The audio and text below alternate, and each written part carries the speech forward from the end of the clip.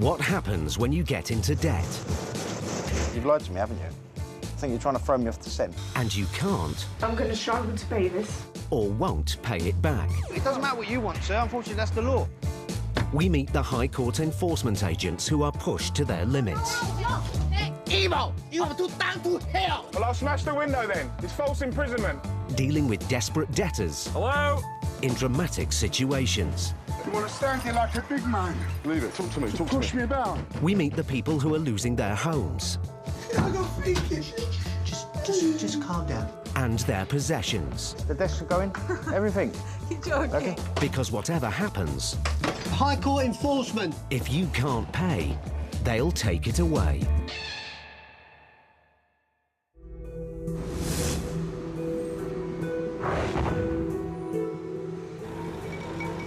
Recent reports show that business debt has increased by 25% in the last 2 years.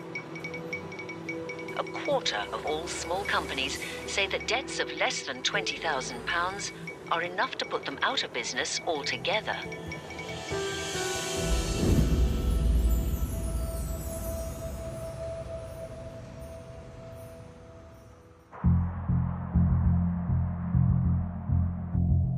High Court enforcement agents Delroy Anglin and Kevin Stokes are in South London with a writ to collect a large debt from an Italian deli. You know this next trip we're going to? Yeah. Italian Food Express 11 Limited. Yes, mate. It's for 29,939 quid. You're joking. Oh, bloody well, ain't you? How much? £29,939.46. Look at that. It's a lot of pasta or whatever, isn't it? It's a lot of pasta. Yeah, it's coming up. There Yeah, it is. Italian Food Express. Off Off licence. Whee! Fantastic. Let's go, Del. OK. The business named on the writ is Italian Food Express 11. Kevin and Dael can demand immediate payment today or seize goods to offset the debt. Hello, sir. My name's Kevin Stokes. I'm from DCBL High Court Enforcement. Okay. Hello, how are you doing, sir? I need to speak to the owner, please. It's me. Is you? What's your name, sir? Antonio. Antonio? Negro. Basically, we're here with a High Court writ from a person called Gasper Principato. He's claiming that you owe him some money. I think it's something to do with the old company, which is not me. I took over since November. OK. And what's your company called, sir? Gennaro Delicatessen Ltd. OK. Do you have your lease agreement here? Yes, I do. Yeah, could I have a look, please? Thank you. Despite the name on the shop front, it appears that a new company, Gennaro Delicatessen, is now running the deli. But Kevin needs proof. The lease is on my name. Who did you buy this from, sir? From Italian Food Express. OK, is that any relation to yours, or is that... It's nothing to do with you, no? Sir, you said you have no affiliation with the last company that was here. Your name is Antonio Negro. Antonio Faja. OK. You just told me Negro when I first got in here. Antonio Faja. You said Negro. Negro is my brother. I mean, it's my... You said Negro. You said Negro when we came in, which is a bit coincidental. And the director of the company Italian Food Express Limited is Antonio Negro. You've lied to me, haven't you? I'm sorry, I made a mistake. I don't think it is a mistake, sir. I think you're trying to throw me off the scent. After first claiming his surname was Negro, Antonio now says it's Faja, a name not connected to the company on the writ. Can I just call the person who is in charge, the director and everything, so you can talk to them? Yeah, can you just... Yeah, you told us you was in charge. I am the manager in here.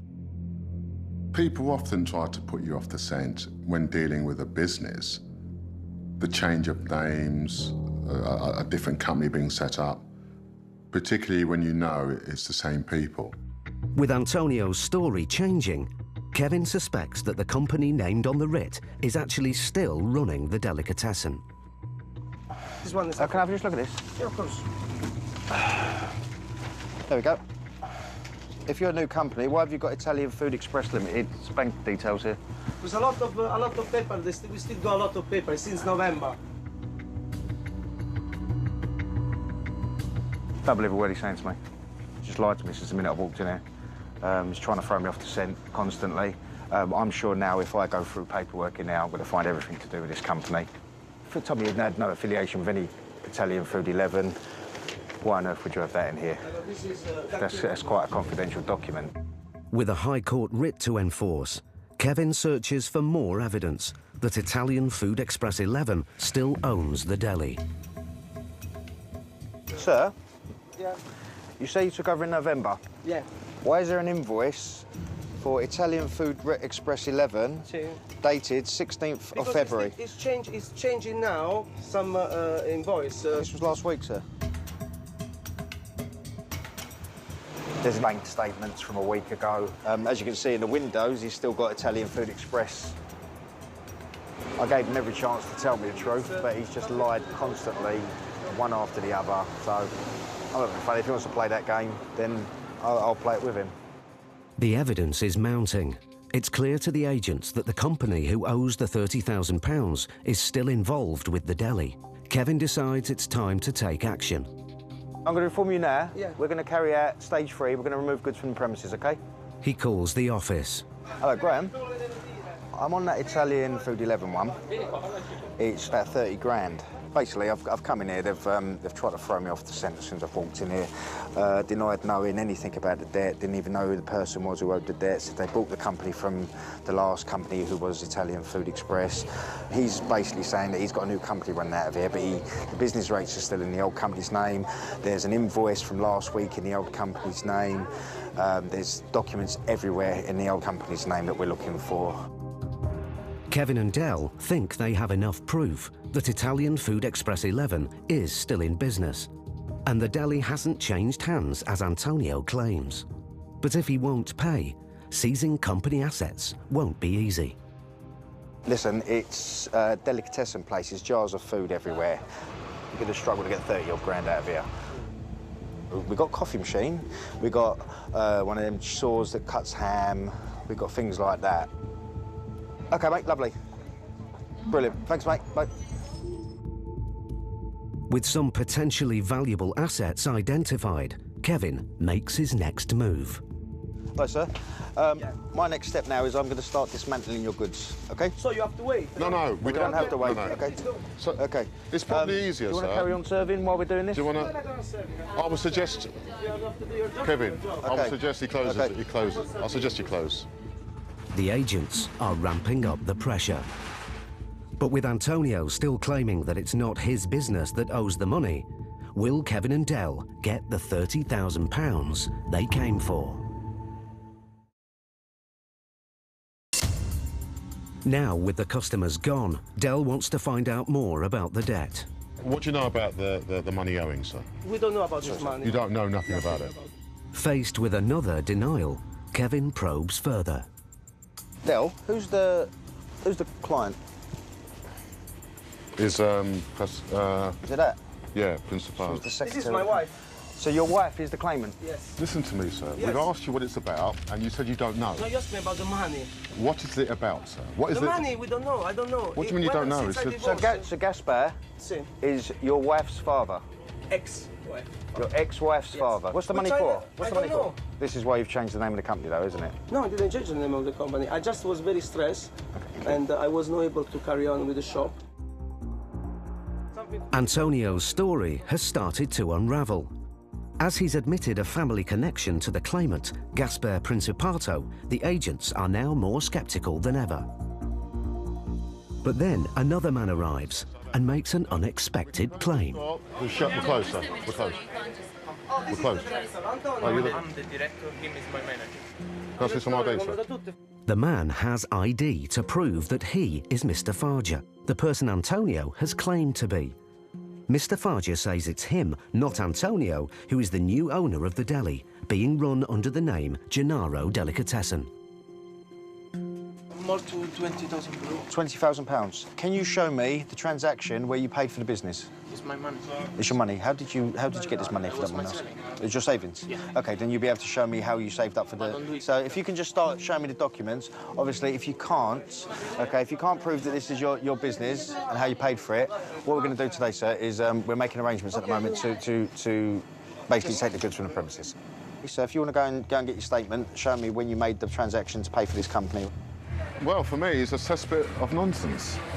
To be honest, I'm absolutely a bit shocked how intertwined this is all turning out to be. Mr. Farger produces a bank statement. He says it proves he purchased the business. Kevin? OK. Yeah, started to 21, the first transaction, and then it's continued. How much did they get for the business? Gave 29,000. Oh, long short, it was 29,000. So it was the old company? You paid it to the old company. Paid that to the old company. Faced with this unusual set of events, Kevin calls the office again for advice. Hello, mate. Right, he's got bank statements showing in October he made several transactions amounting up to 29 grand. He made the transactions to Italian Food Express, which is the company that we're here for. So it's a transfer. Despite Antonio's clear link with the debt, Mr. Farger has produced hard evidence to prove that he is the new owner of the deli, so the agents can't pursue the debt. Once you've established that they've formed a new company, then all debts die with the old company, particularly if it's a limited company. So it makes it almost impossible to enforce because the law allows it. We realised there wasn't an awful lot we were going to be able to achieve, even though there was evidence of the old company having been traded there. Yeah, OK. I'm going to throw this one back. Thank you. OK. We're satisfied, OK, with what we've seen. You show me the lease, you show me transactions where you've paid the money, OK? We're not going to take action here, we're going to walk out today, OK? Thank you for your time, OK? Thank you, yeah. Enjoy your day. Thank you, you too, sir. When people change their names and that so that you can't enforce, it's very frustrating. But what about the claimant? What if it was you who was owed that money? But the law enables him to do that. There was not a lot we could do there. I just wish I could have done more in there, but there is nothing more I can do. As much as it's paining me to do so, I have to smile and walk away from this. Thank you.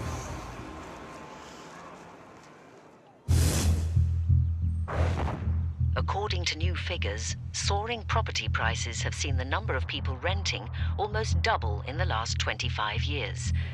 But the number of tenants being evicted from their homes is at an all-time high, as rising rents and cuts to benefits make renting increasingly unaffordable.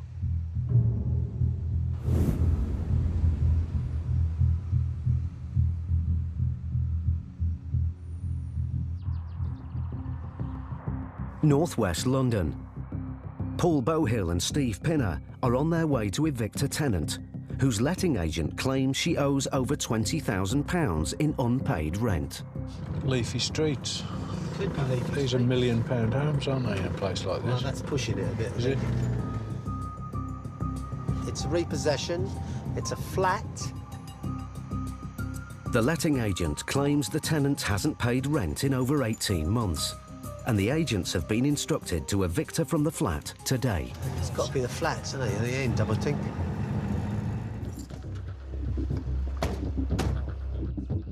At the flat, Steve and Paul are joined by Rupesh, a trainee agent. Oh, what number is it? Flat 15. Trades. Hello?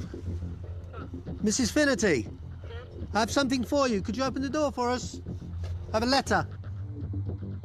The tenant, Amy Finnerty, seems reluctant to open the door. Hello? But another resident lets them into the block. Good morning. Oh, God, you're scary. Sorry about that. When we go to a door, we never know who's there or who's behind it. And the first thing they do is, once they see us and they understand what our job is, then they break down in tears. Excuse me. Yeah. Can I just speak to you, please? Yeah, of course you can. Get in it. Can I close the door, please? I got freaking. Just calm down. Just please, just take your time. Take a breath. I got 2 letters, okay? 2 letters. Unless I have to wait for the 3rd one to tell me when the baby's gonna come. This and that, okay? I've been going through crazy. I have no boiler for the past 4 years. 4 years with no heating, with nothing. Can I just stop you there? The county court process has now stopped. It's been transferred to the High Court. Okay, yeah, that's fine, I don't mind. That's right, no, that's okay. So there is no notification. Okay. We're here today. Amy claims she stopped paying rent in protest when her landlord didn't fix a broken boiler.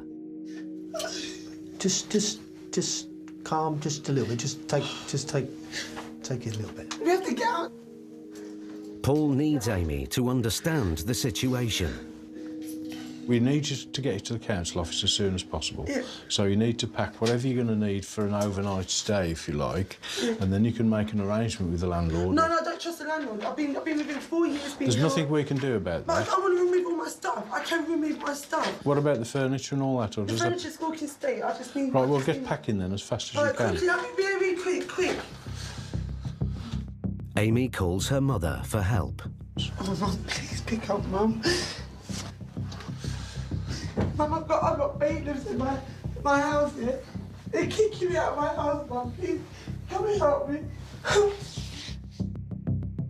Obviously, the job we do, people are never pleased to see us. Everybody's upset because they're leaving what they consider as their home. Amy's friends turn up to support her. Amy, why are you getting evicted? Because the landlord couldn't bother to fix the boiler. So you haven't made yourself intentionally homeless then? No. Sometimes the landlord hasn't looked after the property. He won't repair this, he won't do this. So you get that tension sometimes. But ultimately, it's down to them to actually pay the landlord the rent.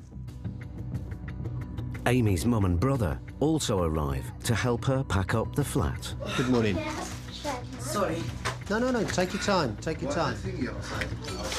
Having an older family member there can be a tremendous help if the people who turn up are rational and are not there to cause aggravation. It can also go the other way and they just throw a complete spanner into the works. This is very bad. You're the policeman. No, I'm not. What do you want? I'm a High Court enforcement agent. Okay. You can't do it. You have to give us at least 1 day to take all the stuff. But what kind of landlord? Look. No bloody heaters for 3 years. The children that was ill, the suffer. Please don't shout. I agree. Yes, I agree. I'm talking. I agree with you. What it is, do you want to see more things? I'll show you more things. See, maggots here, maggots. Open. More. Look. They've been here for 7 to 8 years. They still expect the landlord to replace the carpets and the furnishings and things like that. If I want a new carpet in my house because I spill coffee on it or whatever, you just go out and buy it, don't you? So we're back into a society that expects other people to pick up the bill continuously. That's my daughter. She's been suffering her life. Like this. Tensions are rising. What started as a simple repossession is quickly turning sour. Where are you going to move these bags? Hit them in the letterbox. Hurry up. And then what? It's all right. I'll kick your face.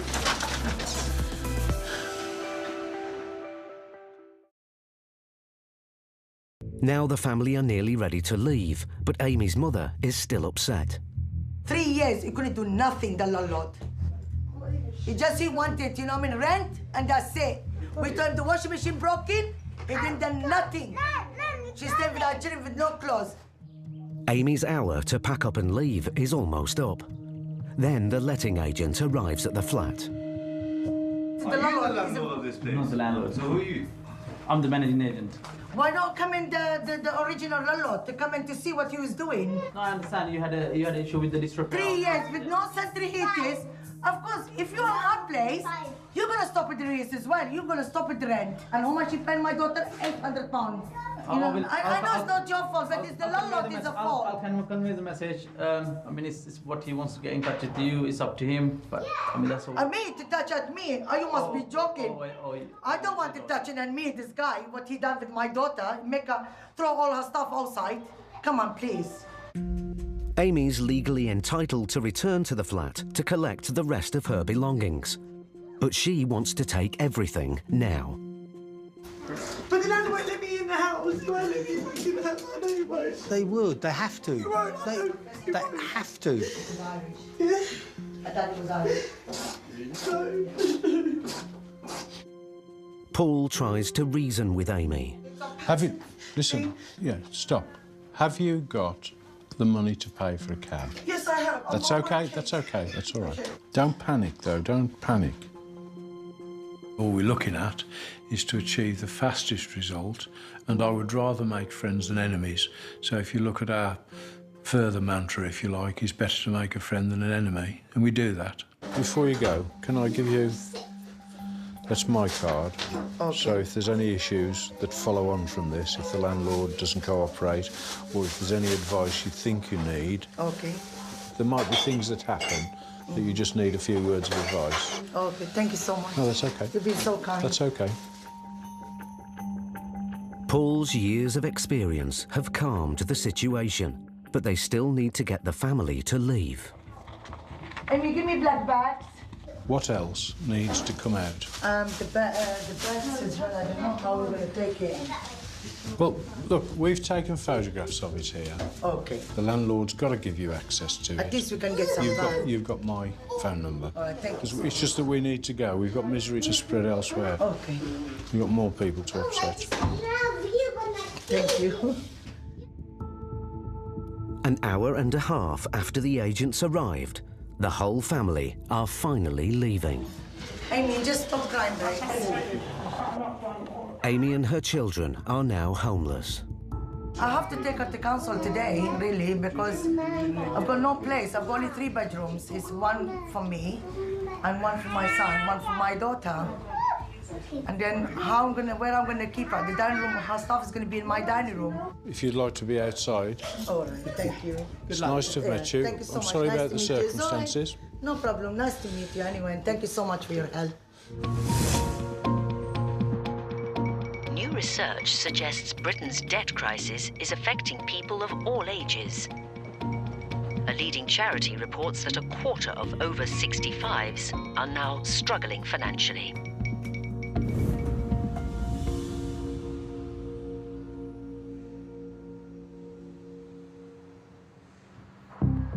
High Court enforcement agents Delroy Anglin and Brian O'Shaughnessy are in Suffolk with a writ to collect a large business debt. All right, Dael, what have we got next, mate? In the first instance, we are looking to collect £15,844.79. A couple, Mr. and Mrs. Wilby, are named on the writ. They bought a car exhaust business from the claimant, Mr. Skinner, 4 years ago, but they've still not paid the full price agreed for the business. What's the interest on this? £3,334. Quite a large amount, this one, fella.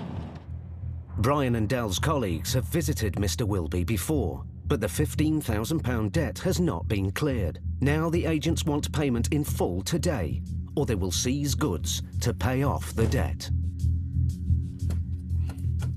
Yeah, there's nobody here, mate. Yeah, but you can see straight through. Yeah? Yeah. Nobody seems to be at home. Shall we look around the back?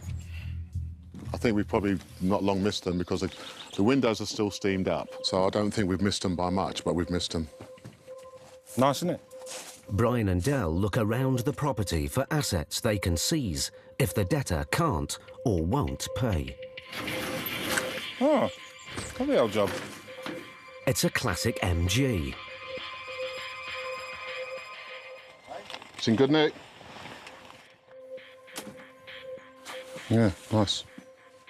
Hang on, I used to have one. I had the BGT, which is the... Well, you're of the older generation, aren't you? So you'll know a bit more than me about these things. Yes, it's more experience. Yeah, That's no, why the old generation. No, experience. It's not experience at all. That's why you should do as you're told. With a knowledge of classic cars, Dael knows the value of this potential asset. In the days when the collector's cars were worth a bit of money, you'd probably get about 7-8 grand for that. Now, with austerity measures, I'd average it out at about 4 or 5 grand. There's probably more sentimental value, and you wouldn't want us to take that. Brian and Dael decide to wait outside. Nice car, though. Really? No, they are. Just because you wouldn't fit in one doesn't mean it's not nice. I could fit in that. What, in that? I could fit in that, yeah. You wouldn't get out of it if you did. If I can get in it, I can get out of it, can't I? No, it's not that easy. The office have given Dael a number for Mrs. Wilby's workplace. Hello, surgery. Yes, good morning. Is Patricia there, please? Patricia who? Patricia Wilby. Yes, speaking. Patricia, my name is Mr. Anglin. I'm a High Court enforcement agent. Right. I'm outside your property at the moment in relation to a High Court writ. Right. Is there any chance you could come back to sort this out with us? Okay, can you just bear with me and I'll ring you back. Yes, we'll wait for your call, madam. Thank you. Thank you, bye-bye. Bye-bye. Minutes later, Cyril Wilby arrives home. Hello. Hello. How are you? Should we go and have a chat? Mr. Wilby is fully aware of the debt. It's the date of the... outside, please, for a minute. No, sir, I'm not waiting outside. How much do you want? We want... I can't...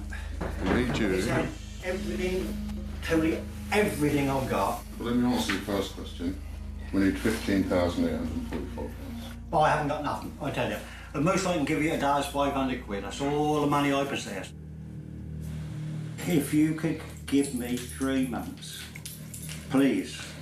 That's all I'm asking for. The problem is, sir, for me to even consider that, I'd have to have some idea of how you're going to get that money, because people say a lot of things, and it's difficult in 3 months to. I'll have it within 3 months. You'll have to. Can anybody else help you with this issue? Can anybody help me? Yeah. No, I've had all my help I can get. Mr. Wilby says he can't pay. So Dael starts to put the pressure on. What's the situation with the MG? Gone. Mr. Wilby claims he recently sold the car along with another vehicle. Okay, so why is the car still here if you sold it? Because I'm waiting for him to collect it. Yeah. So what prevents them from taking it then? The vehicle's still here because he ain't got nowhere to put. Well, you know what? We'll end up having to take it, won't we? If we can't come to an arrangement. You'll have to take whatever you can. Fine, I will then. But you can't take the car because... Yes, we can. And I will. What, today? Yes, today. It's a classic car. That'll sell for about 4 or 5 grand, probably. What we're going to do now, we're going to go through your house. If there's anything else of value, and you told me to write myself, so I will. As Brian looks around the house for other assets to seize, Cyril Wilby calls the woman he says now owns the car. Hello, is that Mrs. Horrocks? That's Mr. Wilby. Got the bailiffs at my door again. Can you explain to him what you've done about the cars? Now they're taking the car. Yeah, they're taking the MG. Well, they said they can.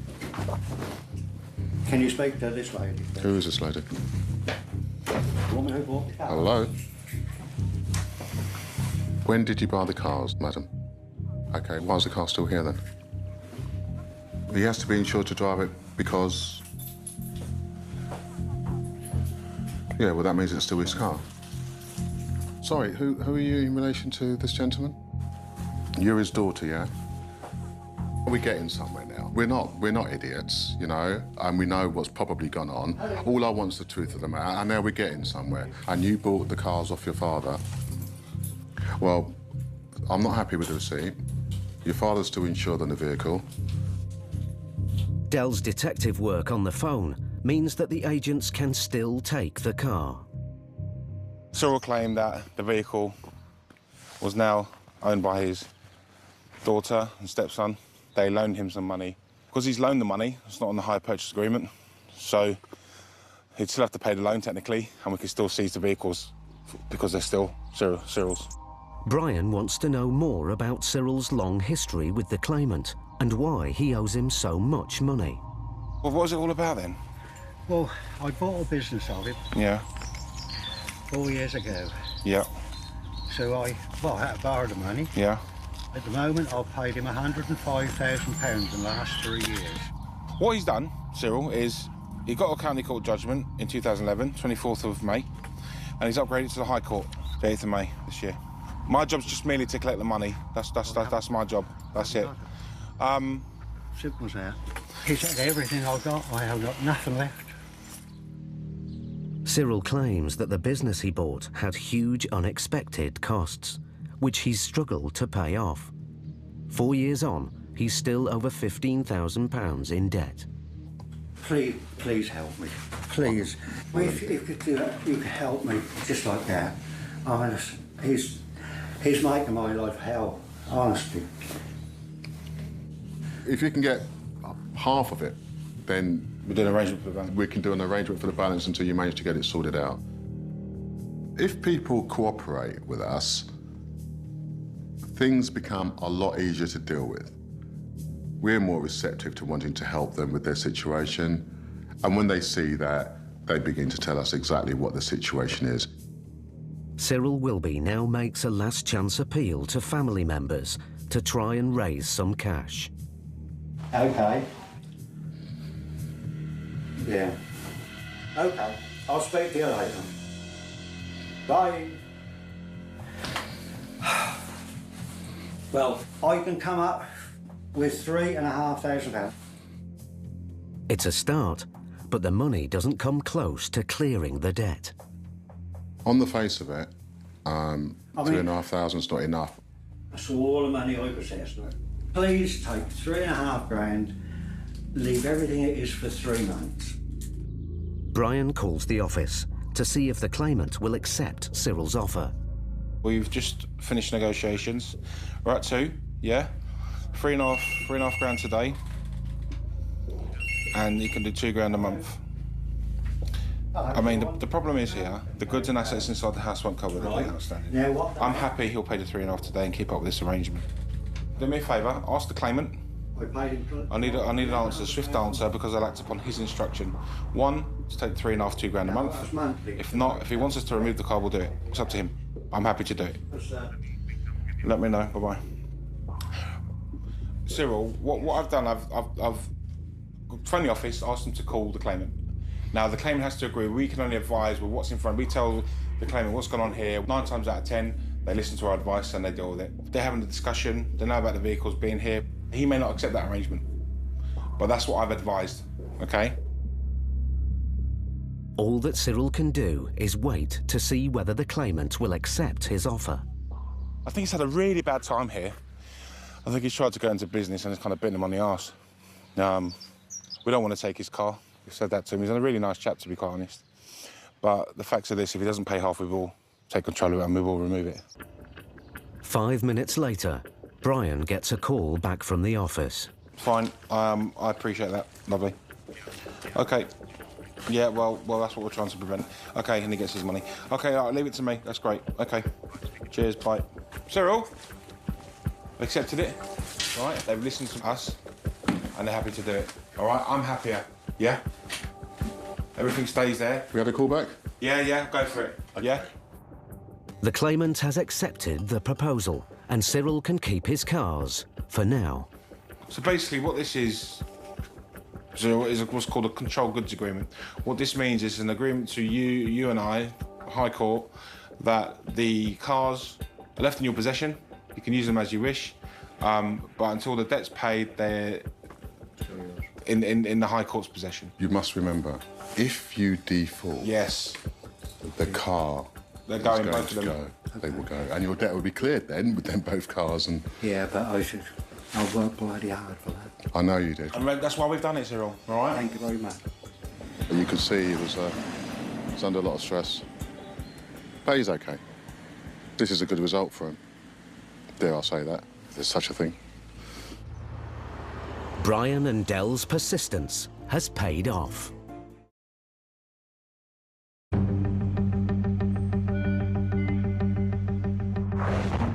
The latest research shows that over a third of landlords are facing rent arrears. 1 in 5 reported that tenants falling behind with their rent would put them into serious financial trouble within 12 months.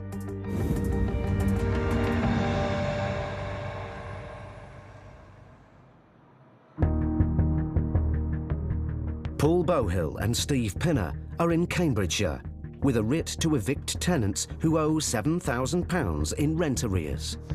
We're looking for number 47. No, 45. Sure? Yeah, 45. 19. What's it there? That's it there. Oh, big band. Well, the car's got a flat tyre.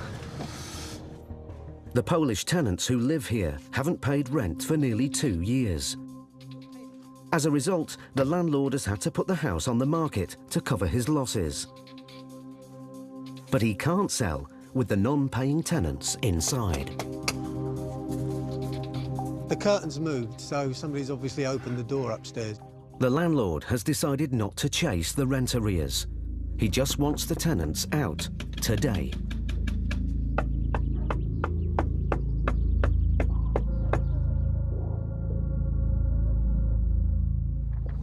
How do you say in Polish? We're not going away. You please open the door. If you don't, within the next 2 minutes, we will break it down. Finally, somebody answers the door. Hello. My name is Paul Bowhill. I'm a High Court enforcement agent. We have a repossession order for this property. Sorry, I don't understand.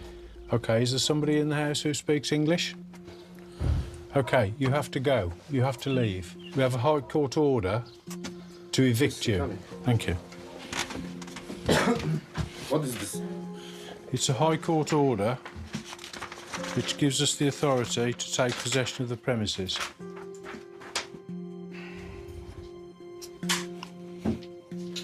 What? I must leave for what?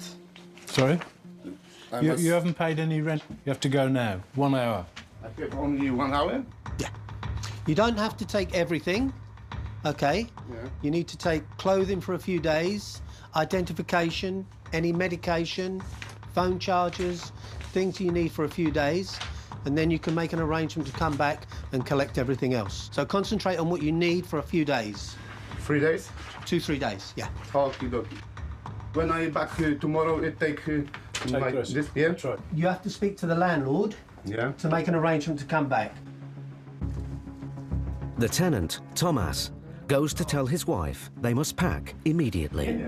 Przyjechali, kurwa, stoją na dole, kurwa. Powiedzieli, że kurwa, jeżeli nie otworzę, to wypierdolą drzwi. It's clear that he has understood everything. How many people in the house? Just 2 or 4? 3. Oh, 3. OK. Did you tell the other person? They have to go? Oh, OK. The family have lived here for 4 years. You're evicting. Oh, no. Cat and 4 kittens. What? Just don't let the cat out the bag or the house. As the tenants get ready to leave, the landlord, Colin, arrives. I've just come all the way from Milton Keynes, but I've had to bring my wife with me because she had a seizure last night. Oh, God. Cut a long story short, 2 years ago, my wife had a horse accident. She was worse than Schumacher, so she's got brain injury, and I've had to bring her with me. Colin and his wife, Dael, bought the house as an investment using her pension funds. But just over 2 years ago, it became their only source of income. I lost my job, obviously, because of my head injury, and because I started having seizures, he lost his job because he was having to be home with me. You're in this situation with no money. At least the rent that you would have paid would have put food in our mouths. So I sent them a letter saying, look, you know, we want to resolve this. You know, I've been ill, please resolve this. Here's our email address if you can't ring. And they've never contacted us. You know, we hear the stories every single day, and there's always a turn, a twist, whatever it might be. All of these landlords are not the rich individuals that people assume them to be. They're ordinary working people who've taken on a buy-to-let property, but they're actually using it to make a living. So if the actual cash flow dries up, their living is stopped dead. How much is the rent a month? £5.50. That's nothing. We've never put it up in 4 years. Really sorry, but within the hour they'll be gone. You'll have the keys. The hour is nearly up, but the tenants aren't ready to leave.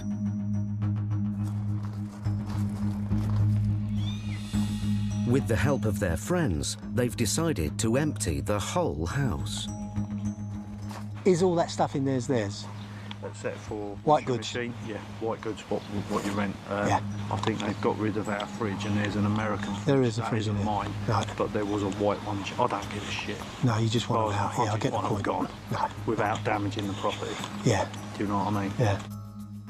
But inside, Steve finds Tomas's wife and another family member unplugging the washing machine. Oh, whoa, whoa. It's mine. It's mine. The white goods stay. There was a washing machine here. Look, it's broken. It's broken. It's mine. If that's hers, it can go.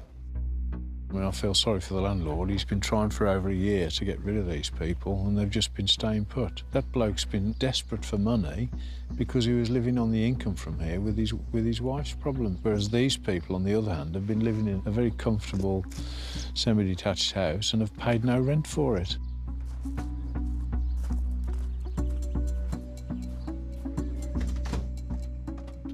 You nearly done? What? Huh? OK, 5 minutes. Like that. 1 hour and 5 minutes after the agents arrived, and most of the contents of the house are on the street. OK. Just locking up the back doors, making sure everything's switched off. Yeah, just checked all the lights and that. Check the back windows. I've locked up downstairs.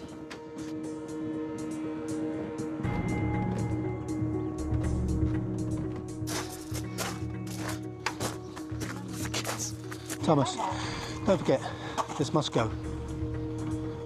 Now? Not now, but... Yes. OK. Yeah. In a couple of days. Everything. OK? Yeah. Good luck. Thank you. Well, I'm glad we've been able to draw a conclusion and it's all done. They're out, so happy days. These guys have lived here rent-free for over a year, nearly 2 years now, and it's my property.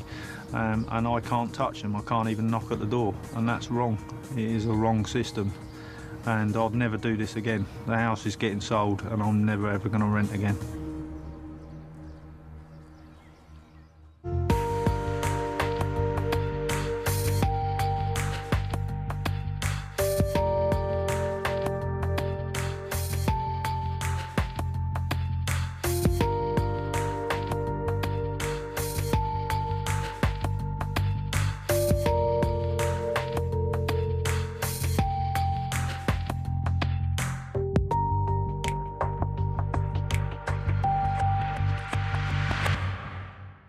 Next time, Paul and Steve come under attack during an eviction at a traveller site.